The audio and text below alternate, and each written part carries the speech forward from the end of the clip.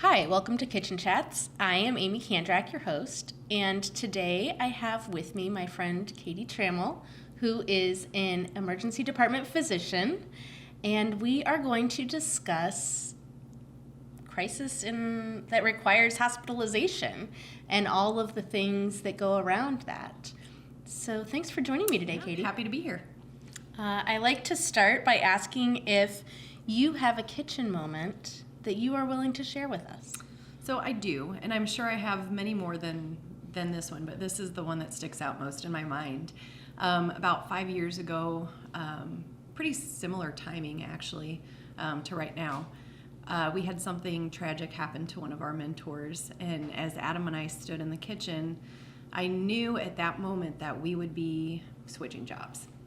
He always encouraged us to go back and teach, and with him not there, it felt like the right time to do so.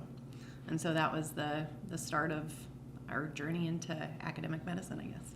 Wow, that's a really big moment because you have two things happening at that point, right? Mm-hmm. You have all of the stuff that's happening to your mentor and the emotions that are being processed as that happens, and then knowing that that's making this massive life change because your husband's also an emergency physician. Yes. Yep. And so knowing that literally your whole life is now changing. Yep. Because of this one event that sounds like a lot. It is. It was. It was. It was. It was. Well, I'm glad you were able to take that hard situation and reevaluate what you needed to do and how that. Yep, it turned it into something good, I think. Yeah. Well, that's great. Yeah. Well, thanks. Yeah. So, as an emergency physician, you get to see the most critical times, right? Mm-hmm. People don't end up in the emergency room, hopefully, unless it's a real emergency. So you tend to get you're the first person. Yep. Really, maybe there's an ambulance driver and an EMT, but you're one of the first people who gets to see what's happening. Thank you for that, right? Thank you for that. Well, we're happy to do it. But I wonder, I was thinking just a little bit ago that I think sometimes I have forgotten the care that you have provided, right? Because as the recipient or the primary caregiver, when there is an emergency, even though it seems like you're in the emergency room for a really long time, it's not usually the largest part. And those, you're just in so much stress. I don't always remember those emergency physicians. Yeah, that's true. It happens a lot, and we're just a blip usually in their stay, and there's so much going on around them that we do get forgotten, but it's okay. Well, thank you for all of the work that you and your staff do, because it is, not to be flippant, so critical, right? I appreciate that. It is nice when people remember. Yeah. Oh, thanks. So when something happens, someone ends up in the emergency room, people will often rush down, right? What happens? How do people what should people do? So I think one of the most important things is to ask what they can do. Not everybody always wants people there, and there are often things to be taken care of at home. So I think asking the person what they need at that moment is one of the biggest things. And some of the things I think that get forgotten are bringing toothbrush, toothpaste, blankets, pillows, things that are comforts from home that are going to make that stay and that visit a lot more easy for somebody. Yes, very much. My favorite thing to take someone if they're in the hospital is actually a towel, because I have had the opportunity, I guess is not really the right word, to stay overnight, and the towels that are provided, I like to refer to kind of as napkins. Yeah. Yeah, it's like the size of a hand towel. Okay, a hand towel is a lot nicer, but yes, not really comfortable when you're already in an uncomfortable situation. Correct. So all of those little things. And something else I really like to remind people, if someone's, even if they're just in the emergency room, if you can drop off a phone charger, because you're likely texting a ton, making a bunch of phone calls, and you need to keep your phone charged. And inevitably, that is one of the biggest things people ask for. We do have phone chargers available, but they often walk off. Of course they do. So that's not always a guaranteed thing. Yeah. But so phone chargers, and I love the toothbrush also, because maybe you haven't even brushed your teeth yet for the day. You're talking to a lot of people. That's an easy one also to pick up. All the things you can just pick up quickly on your way. Yeah. And maybe like a protein bar. Yep. Food. Shampoo, soap, things that are not hospital grade products are a little better too. And pajamas. Pajamas. Warm socks. Yeah. Slippers. Yeah. Socks, slippers. The yellow grippy socks that they have are not the most comfortable in the world. They're not the most comfortable. They're not what I would, not cozy and all of that kind of stuff. And taking those for the patient and some of this for whomever might be staying with them. Yes. Right? Because they might not feel comfortable in going home to get whatever they need. Maybe it's just not feasible for them to get back. I think a lot of that is they don't want to go home. They don't want to leave. They don't want to take the time to leave. Because they might miss something. Especially in those initial moments. One other thing that I really like to take down to someone if I have the opportunity is a notepad and a pen. Because I feel like the conversations are happening at a pretty rapid pace. And I forget. And then I'm getting questions from other people. Well, did they do this test? Did they do this? Well, what about this? And I'm like, I don't remember. And so if I can say, okay, they did this, this was X, Y, and Z, and I know that the professionals have all of this written down, but I don't want to have to ask you 1,000 times.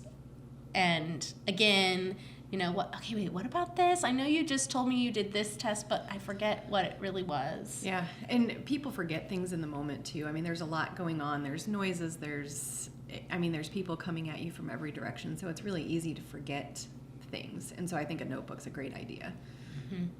So I know that during COVID times, visitors were restricted, and we're in the winter now, flu is picking up. How should people manage going to see someone? Because, and I'd like us to kind of break this into two parts. One is like, okay, crisis, emergency, a lot of people have to go. But then there's other visiting, right? But the general visiting precautions, what do people need to think about? So every place, I think, is going to be a little different. We're not currently down to no visitors like we were during the initial part of COVID, but it is limited again because of flu and COVID picking back up. So I believe it's 2 visitors per person right now, but you can always call the operator and they should be able to tell you at that moment what it is. It should be available on the website, and then it's usually posted on the doors as you walk in. Calling the operator. Did not occur to me to call the operator, but I will. That seems like a pretty reasonable thing to do. And I guess hospital operators do still exist. They do. And they probably have a lot more information, especially in a time of crisis. I think sometimes it's nice to just, I don't even know what I'm looking for. I don't know what your lingo is in the hospital. And that real live operator can usually decipher that a little bit better than me misspelling something as I'm searching frantically on the website. And they're going to be they're going to have access to all the floors, the departments, be able to connect you wherever you need to be connected. That's a great resource. Thanks. for that one. Yeah, people forget about calling nowadays. Yeah, not something, except that I think if someone had an emergency and now they're in the emergency department, calls might happen, or people might show up. And I feel like a lot of people sometimes show up. Yeah. Do you get overwhelmed with all of the people who show up sometimes? Sometimes, and especially when you've got multiple people coming back and asking the same question. So I think having one person that speaks to everybody else is really helpful to both the patient and to the providers. Because you have one contact person, that person can relay all the information to the other people, and you don't get bombarded with the same questions over and over again. Yeah. So is that like your ice in your phone? It can be, or it could be just somebody that's there that might have, maybe there's somebody that's not your emergency contact that has more medical knowledge or is more savvy on medical speak, and they could be that person. It could be just the first person that shows up, and because they're there from the beginning, they're the one that is chosen to relay all the information. Okay. And then, so it doesn't have to be like your medical power of attorney or anything like that? Is it better if they are? So if you are unable to make decisions for yourself, your medical power of attorney should be the one speaking for you. And that's a legal thing. So that's something that has to be thought of beforehand and be done before you go into the hospital. I know nobody plans to get sick or get hospitalized, but it happens. And you need to have somebody that can speak on your behalf if that does happen. I like that idea of speaking to someone on your behalf, but having that conversation ahead of time. And I think that is a conversation that can be had easily in someone's kitchen, maybe over a cup of tea or whatever, in a non-emergency space. Yes. Right? Just, I really trust you. If anything were to happen, would you be willing to speak on my behalf? I trust that you're going to ask the right questions and not ask questions where I'm like, why did you just ask that? Yeah, that's like, that is not important to me. Like, why are we wasting my doctor's time on this? Yes. So thinking ahead and even just, it doesn't even have to be an in-person conversation, but I think that's something that people can do now. Yeah. Like, for me, it's easy because I'm married and my husband can ask that, but he's not always in town. So designating somebody else. Yeah, and it doesn't have to be a family member. I mean, some people don't have family nearby, so they have a close friend that is actually designated that person. That circumstance, it's more important to have it legally done because family can usually speak for family when they're present, but a friend not necessarily can make that decision. Right. Well, that is good to know. But sometimes the friend actually knows better what you want. Than your family. Than your family. Yep. Right, especially if you aren't living in the same space or even if you are. Like, there's a lot of situations where that friend might be better, and limiting visitors can be helpful. Yes. Absolutely. In those situations. What about the ICE number in the phone? I assume you use that regularly. I don't know. Yeah, we would as long as it's in there. I mean, obviously you have to have been to the hospital before to have that documented in the system. Oh, you're talking in the hospital system. Yeah. Yes. So the hospital system can have your ICE listed. Yep. Okay. And then we usually have like case manager or social work will be able to contact that person to let them know that you're in the hospital if you are unable to do so yourself. If it's an emergent situation, the physician or nurses will obviously call that person to make a decision. But if you have not been to the hospital before, I think it's important to know that most smartphones now, I know Apple does, I'm not sure about Android because I don't use Android phones, but Apple has an accessible emergency screen that you can get to without having to unlock the phone. So it can have like your preferred hospital, your medications, your medical problems, your allergies.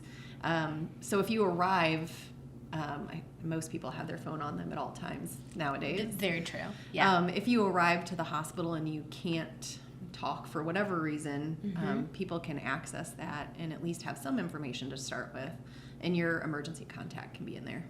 I do not have that set up. I better go get that done. I mean, fingers crossed, right? That you don't need it. But I right. don't need it. Right. I think it's one thing people don't know a lot about, but it can be helpful. That can be really helpful. And it might be helpful. I mean, I'm just thinking myself right now, okay, like I don't have that done, but it would be good for me to just do a refresher of like, I mean, I know most of my medical history. It's not that exciting, but to have everything written down and what is my preferred hospital. Yeah.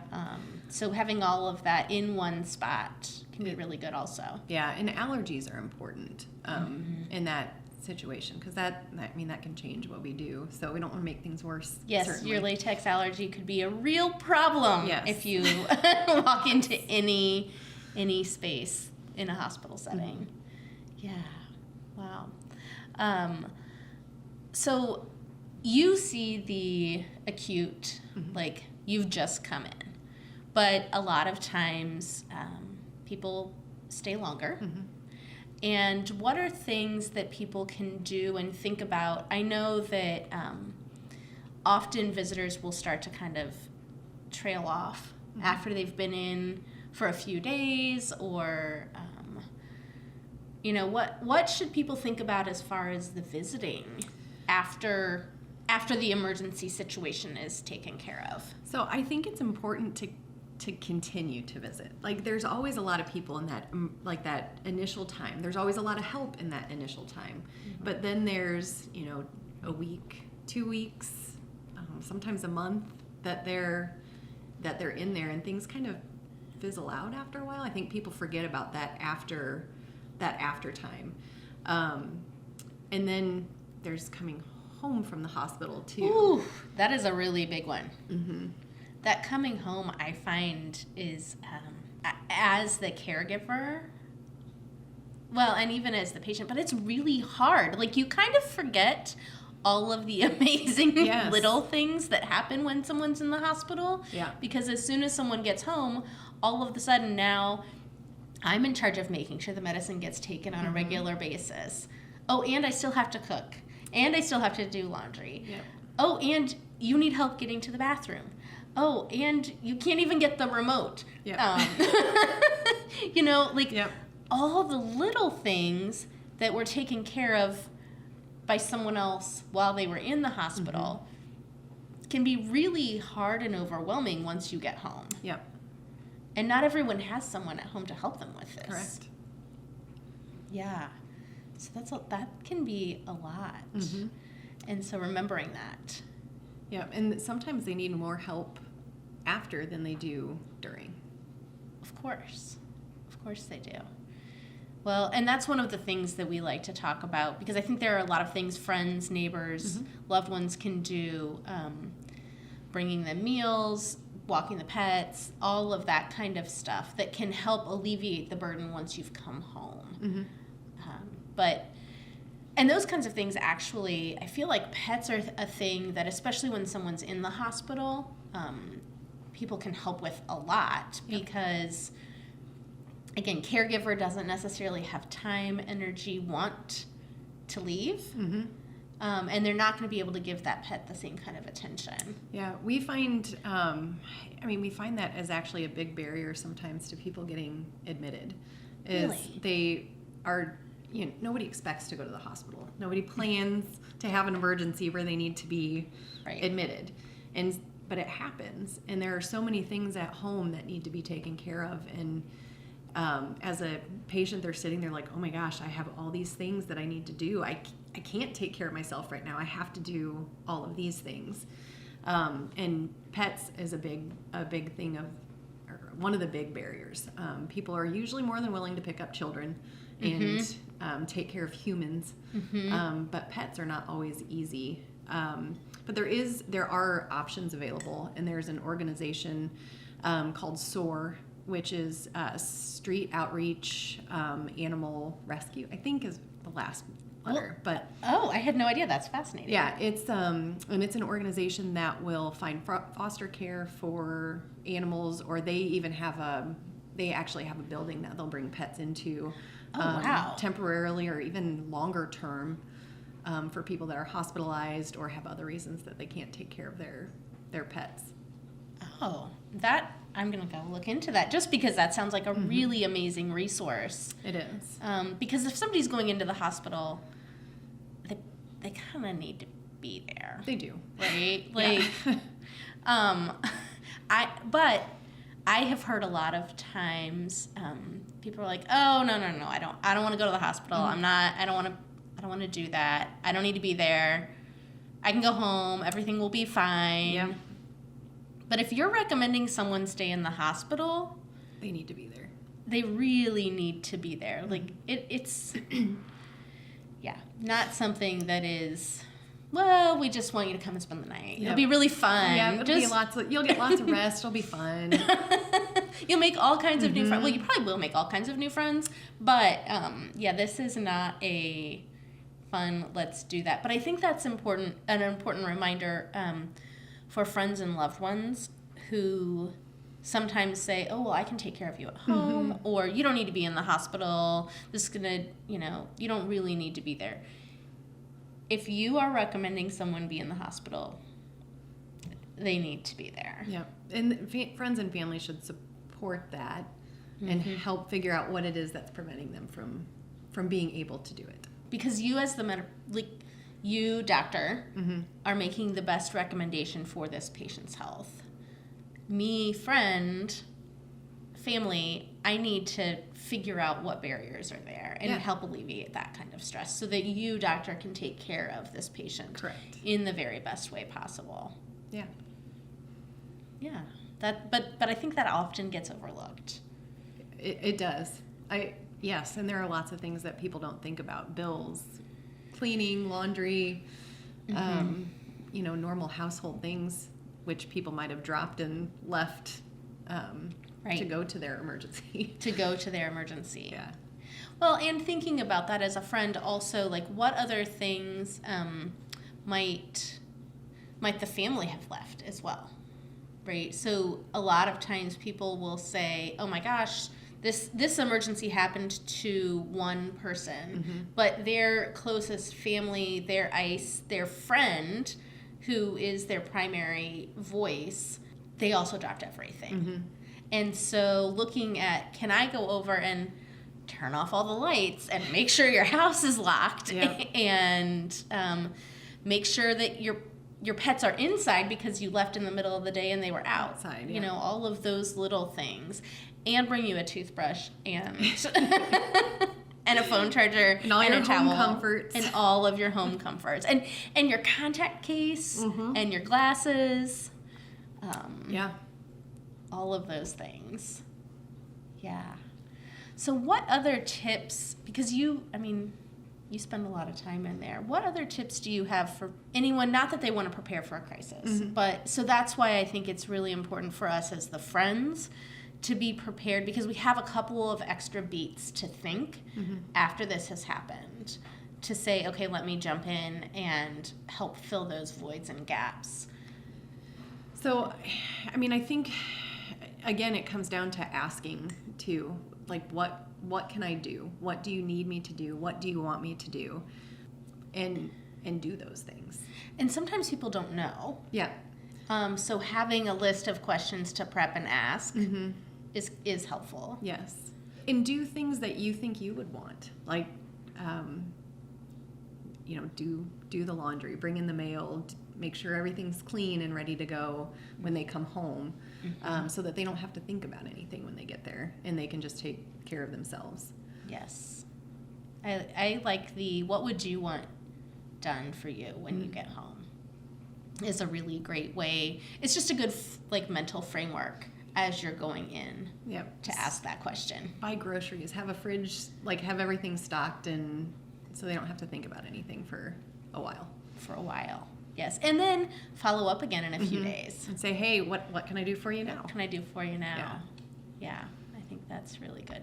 Because knowing that once they're home, again, their life is changed, like it or not.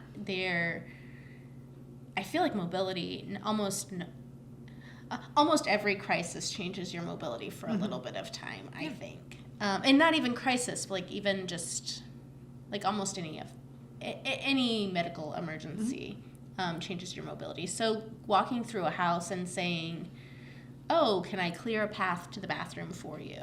Yeah. What barriers are there in the house, like that are going to make it difficult to the bathroom, to the shower, to the TV? Right. Can we set up a room that's closer to all of those things that might be easier for a while? Yeah. And is that room going to be accessible? Yes. Are there stairs? Are there stairs? Right. Is there a rug that you're going to trip over? Even though you're young and healthy and Yes. completely mobile in the normal But- times, but now that you have something wrong. Yeah. Yeah. Well, those are really great tips for friends to think about and things for us to think about. I want to make sure that I have my ice filled out. And again, I'm married, so it's easier for me to kind of have my designated person, but making sure that my second in line knows what my wishes are and questions that I can ask. So, Katie, as we wrap up, I'm wondering if you have a favorite thing that you like to do for anyone who has any kind of experience or just like major life event. What's your favorite thing to do? So I like to bring food. I think it's easy, but I mean, for me, that's one of the things I don't like to think about is what I'm going to make for dinner or what I'm going to cook. And so I like to bring food to people that's really easy to prepare. Most people are going to like, even if you have picky children, and that is in completely disposable cookware. So they don't have to do dishes. Like I'll bring paper plates, I'll bring plasticware, and then usually throw in a little dessert or something too that hopefully everybody can enjoy.